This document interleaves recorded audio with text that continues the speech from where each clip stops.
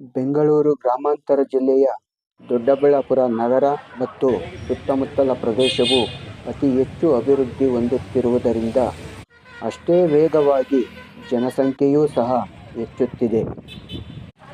ಸದಾಕಾಲ ರಸ್ತೆಗಳೆಲ್ಲ ವಾಹನಗಳಿಂದ ತುಂಬಿರುವ ಕಾರಣ ಅಪಘಾತಗಳು ಜಾಸ್ತಿಯಾಗುತ್ತಿವೆ. ಆದ್ದರಿಂದ ಪೊಲೀಸ್ ಇಲಾಖೆಯು ಇದೇ ಜನವರಿ 1ರಿಂದ ದ್ವಿಚಕ್ರ ವಾಹನ ಸವಾರರಿಗೆ ಹೆಲ್ಮೆಟ್ ಕಡ್ಡಾಯ ಮಾಡಲಾಗಿದೆ. ಸಾರ್ವಜನಿಕರು ಈ ಕಾನೂನು ಸಲಹೆಯನ್ನು ದಯವಿಟ್ಟು ಪಾಲಿಸಿ ಗೌರವಿಸಬೇಕಾಗಿದೆ.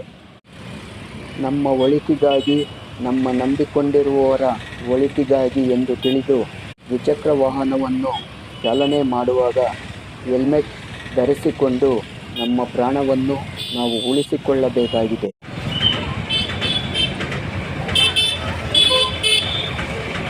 ಉಳಿಸ್ಕೊಳಕ್ಕಾಗಲ್ಲ, ಅದರಿಂದನೇ ನಿಮ್ಗೆ ಹೆಲ್ಮೆಟ್ ಹಾಕಿ ಅಂತ ಹೇಳ್ತಾ ಇರೋದು. ಬೇರೆ ಏನಾರ ಕೈಕಾಲು ಮುಟ್ಟು ಅಂದ್ಕೊಳ್ಳಿ, ಆಸ್ಪತ್ರೆಗೆ ಸರಿ ಮಾಡ್ಕೋಬೋದು. ನೀವು ತಲೆಗೆ ಏಟಾಗಿದ್ದಾದ್ರೆ ಸರಿಪಡಿಸೋಕ್ಕಾಗಲ್ಲ ಅನ್ನೋ ದೃಷ್ಟಿಯಿಂದ ನಾವು 1ನೇ ತಾರೀಕಿಂದ ಕಡ್ಡಾಯ ಮಾಡಿದ್ದೀವಿ.